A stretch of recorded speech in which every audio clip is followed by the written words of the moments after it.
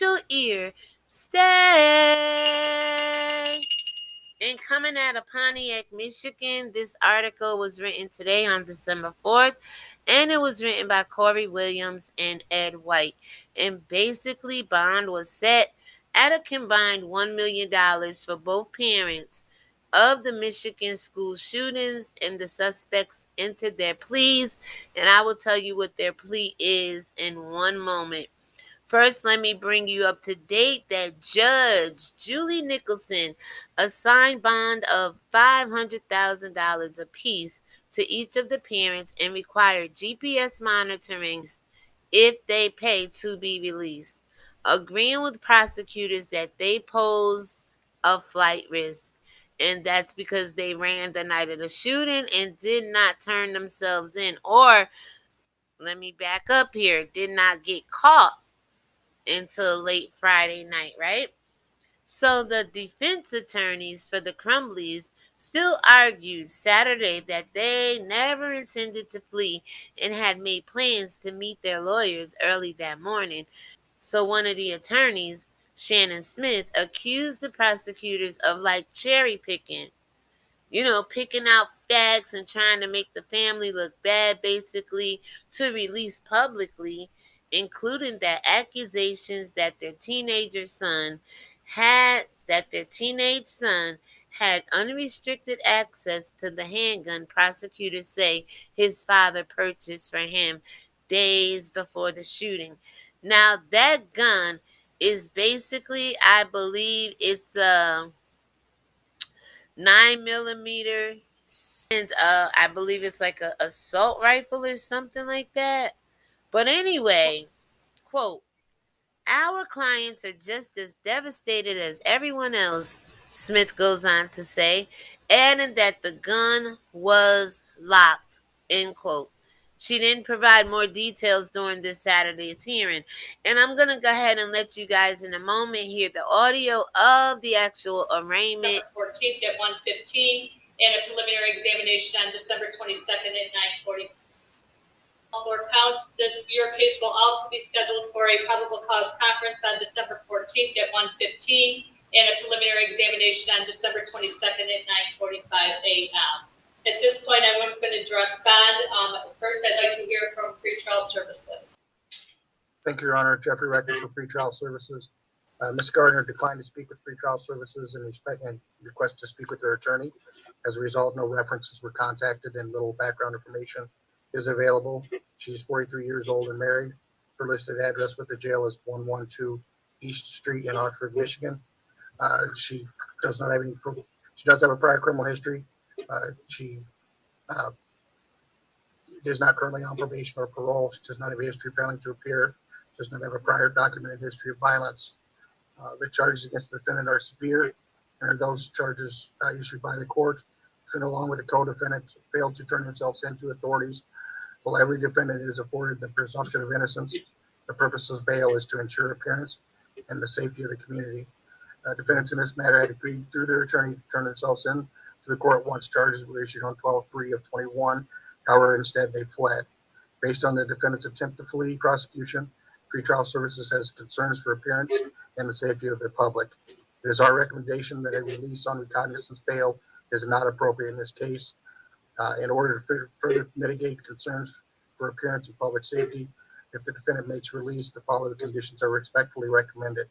Pretrial services supervision, a GPS tether prior to release, allowed to leave home for work if employed, medical appointments, attorney visits, not to have any contact with any witnesses, victims, or return to Oxford High School, not to possess a firearm, and must turn any firearms in that have not been confiscated. And again, this is about as much as I can get for you guys. They entered a plea of not guilty today. And I want to ask you, do you think they're guilty or not guilty? Did the parents play a role in this case? And if you're not too certain, I'll link all the videos to this video here so you can go back and watch them and just hear whatever facts that was presented at that time. Again, this did not happen in Detroit, Michigan. I'm not sure about Pontiac, but I know there's a place called Oxford, okay? And this is where I believe the school shooting happened. Now, Oakland County Prosecutor Karen McDonald, she filed involuntary manslaughter charges, and this was at Friday. Now, I did hear some reports say that she most likely jumped the gun a little bit in which she had him in custody before she filed the charges, or may have regret filing the charges first, but we'll see.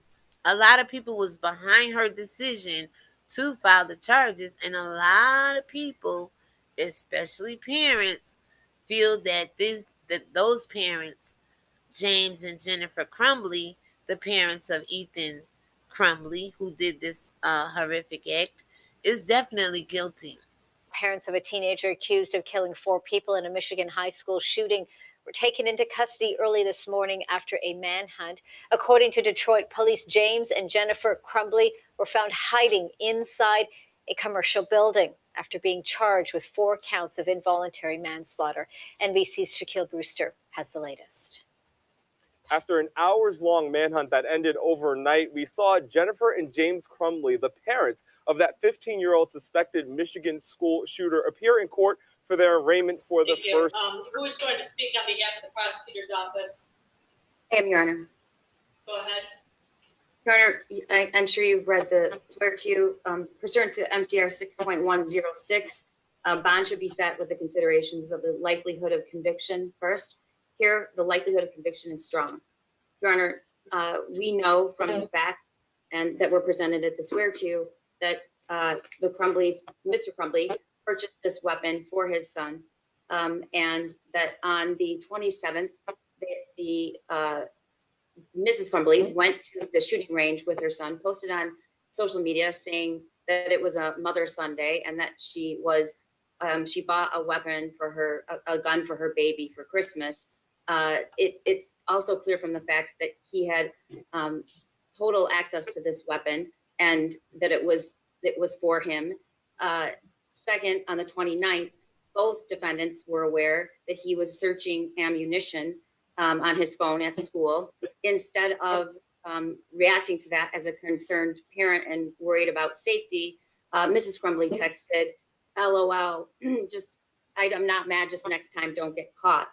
And then obviously on this very tragic day, on the 30th, they were called to the school and about their son's drawing, which clearly depicted threats and acts of violence. And instead of disclosing to the school that he had full access to this weapon, they chose not to. They chose not to take their son home. They chose not to tell anybody that he might be dangerous when it was clear and they had every likelihood that he was. And instead they left. Furthermore, after the active shooting announcement went out, Mrs. Crumbly texted her son, "Ethan, don't do it." And Mr. Crumbly went to his home purposely to search for this weapon because he was afraid his son had the weapon and was in fact shooting people and hurting them, which, as we know, is exactly what happened. Your Honor, this is a very serious, horrible, terrible murder and shooting, and it has affected the entire community. And these 2 individuals could have stopped it. So it goes on to say, for the most part, and I'm just going to sum it up in my own words, authorities had up until Friday a $10,000 reward for information leading to their arrest. So how they ended up getting arrested is that on Friday, they took out about $4,000 from an ATM machine Friday morning, to be exact, in Rochester's Hills, right? Not far from the courthouse where they should have appeared that afternoon. So they were in the vicinity, they just didn't show up for court.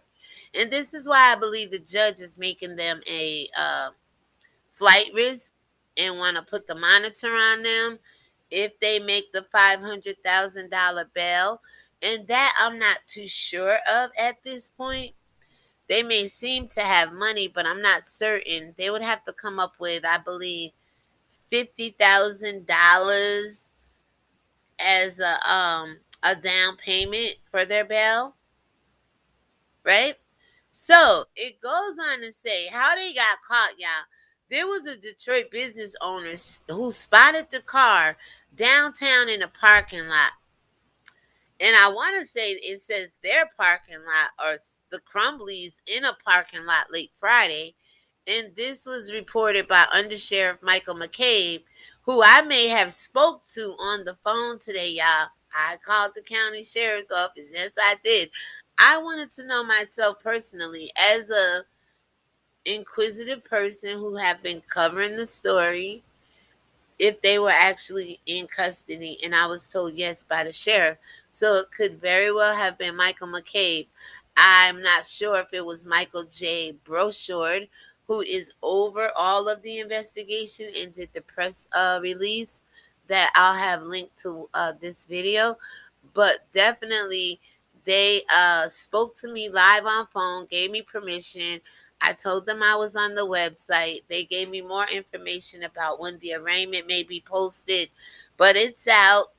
They've been arraigned at $1 million bail, 500,000 Stopped it. apiece. And they had every reason to know that he was dangerous, and they gave him a weapon, and they didn't secure it, and they allowed him free access to it. Furthermore, Your Honor, the purpose of bond is to secure further court appearances. And yesterday, they were charged with these counts of voluntary manslaughter. Now, Your Honor, the communication between Mrs. Smith and the prosecutor's office was a text message that was sent to me and was not replied to. And we don't have an obligation to cooperate, and there are good reasons for that. And I think the fact that the events that played out show the reasons for that. Now, Mrs. Smith, clearly her clients did not tell her the truth, because her representation was they wanted to turn themselves in, and that they were on their way to do that. However, they didn't turn themselves in, and we were told they were out of town, except that yesterday morning they withdrew $4,000 from an ATM in Rochester Hills. And getting back to Friday, they took $4,000 out of the ATM machine close to the courthouse, and basically they were seen in a parking lot by a business owner downtown in Detroit. A woman seen near the vehicle ran away when the business owner called 911. The couple was later located and arrested by Detroit police, McCabe says. So then this Detroit police chief, James E. White, said the couple, quote, were aided in getting into the building. Somebody assisted them, okay? We're not really sure who. And that a person who helped them may also face charges. Aiding and abetting a fugitive, a criminal. I mean, these people are wanted by the FBI, the U.S. Marshals, and at that point, the Oakland County Sheriff's Department. So, most of all, Ethan Crumbley, 15, emerged from a bathroom with a gun, shooting students in the hallway. He was charged as an adult with the murder, and one of the charges was terrorism and other crimes. And I will link that video with those crimes and other charges down below, okay? Now, under the Michigan law, the involuntary manslaughter charge filed against the parents can be pursued, and authorities believe someone contributed to a situation where there was a high chance of harm or death should indeed be charged. It should be a law. Very close to the court where they could have turned themselves in with no events and no efforts on behalf of law enforcement. Instead, they fled, and they sought multiple attempts to hide their location, and were eventually tracked down after they parked their car somewhere. A witness saw it, and the entire fugitive apprehension team, with multiple other law enforcement agencies, went into a vacant building and searched it from top to bottom. And these two individuals were found locked somewhere in a room, hiding. These are not people that we can be assured will return to court on their own. And then lastly, pursuant to MCR 6.106, we also should consider, or the court should consider, whether or not there are members of the community to vouch. There are none here. In fact, There are none here because there's not one person in that committee that will vouch for these two defendants. So I'm asking that you set a $500,000 bond for both defendants, cash surety. I'd like to hear from the attorneys. Please address bond as it relates to Jennifer. People can avoid a lot of things, y'all, if they just make the right decision at the right time. We can avoid so much of this if parents, I know you love your children, but if you know little Johnny and little David and little Becky and Karen and little JoJo and little Kiki and all these people in their house creating bombs and coming up with the next plan like this, and you aid and abet it and assist it instead of resist it, yeah, you should be charged, I feel. What do you think about this? So under the law, the involuntary manslaughter charge filed against the parents can be pursued if authorities believe someone contributed to the situation where there was a high chance of harm and death that could have been prevented. That's what I'm adding there, okay, guys? Prevention. We can prevent a lot of this if we start paying attention to our children more and addressing whatever issues we may find now that we have our light shining on them and paying them some attention, right?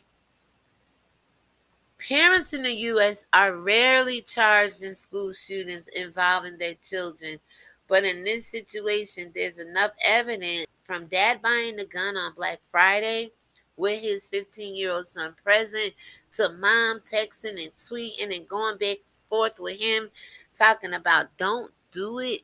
Him sitting in school looking for ammunition for the gun. Mom saying in a tweet or a post, I couldn't find it. She blocked her account and made it private. But mom was saying basically how this was a Christmas present for him. They're going to have a mom and a Sunday, like a mom and, son time together or whatever. Who knew what they were going to do with this gun, right? Not really sure. But there was a lot of things leading up to it. And I'll link that video to this one with the prosecutor spelling out, Karen McDonald. She spelled out everything, okay? Comply with MCR 6.106. The purpose of bond is to ensure that the defendants appear in court for all necessary court appearances, as well as to take into consideration any risk to public safety. Obviously, these charges are very, very serious. There's no question about that. The court does have some concern about the flight risk along with the public safety, given the circumstances that occurred yesterday and the fact that the defendants did have to be apprehended in order to appear for purposes of arraignment. The court did indicate yesterday after the swear-to that it would be conducting an arraignment at 4 p.m. And nobody appeared for purposes of that arraignment. Your So Honor, excuse me. The bond for Jennifer Crumbley at $500,000 cash surety, no 10%. In the event that Jennifer Crumbley is able to post bond, the following conditions will be in place. The defendant is not to use or test positive for alcohol, recreational marijuana, or any controlled substances. Ms. Crumbley is not to possess or have in her possession any firearms or dangerous weapons. Shall not have any assaultive behavior toward anyone. Must provide a release address upon release to the pretrial services representative. The pretrial services representative will be monitoring bond compliance. The defendant, within 24 hours of release from the Oakland County Jail, must submit to and pay for ETG, PBT, or urinalysis at a facility that's open 7 days a week that automatically lab confirms all positives, provides all levels in writing. That would be in the direction of PTS. The defendant, Ms. Crumbley, at this time is to verify any employment status and verify that in writing upon release from the Oakland County Jail. In the event that the defendant, Ms. Crumbley, is able to post bond, the court is going to require that she have a GPS tether. The GPS tether must be installed upon release from the Oakland County Jail. The GPS tether will have the allowances that she could go to work, attend court hearings, medical appointments, and attorney meetings. She must provide work schedule, medical appointments, and any meetings to PTS in advance. Again, that must be installed at the jail before she leaves the jail. As it relates to Yesterday. James. Now, that manhunt included the FBI, the U.S. Marshals, but they were ultimately found in Detroit, Michigan overnight, apparently hiding in a commercial building. The judge, in explaining the bond, said and mentioned the fact that they had to be apprehended rather than turning themselves in after those charges were announced. Now, yesterday, the prosecutor explained those charges and against them as being because they had a unique perspective. She said that they were the only ones who knew there were concerns about their 15-year-old son, who knew that he had depictions and fantasies of killing other people, and who knew that he had access to a gun that was purchased on Black Friday in his presence. But for now, they will remain in that jail unless and until they post that bond. We'll expect to see them appear in court again on December 14th. Shaquille Brewster, NBC News. So I think that is it with this article, guys.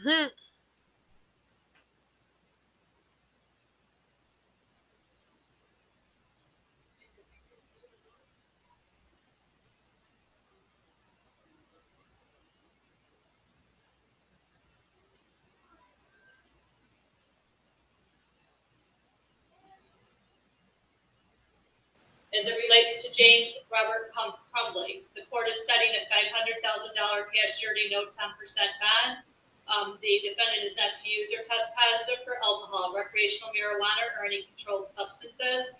The defendant is not to possess or have in his possession any firearms, weapons, or ammunition.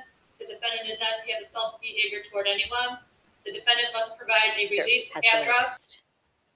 After an hours-long manhunt that ended overnight, we saw Jennifer and James Crumbley, the parents of that 15-year-old suspected Michigan school shooter, appear in court for their arraignment for the first time. The judge gave them a $500,000 bond, and we heard them enter pleas of not guilty for those 4 counts of involuntary manslaughter that were announced yesterday. Now, that manhunt. So now, there's a lot of concern in the neighborhood and all kinds of things. Basically, I'm going to go ahead and let you guys read this report for yourself.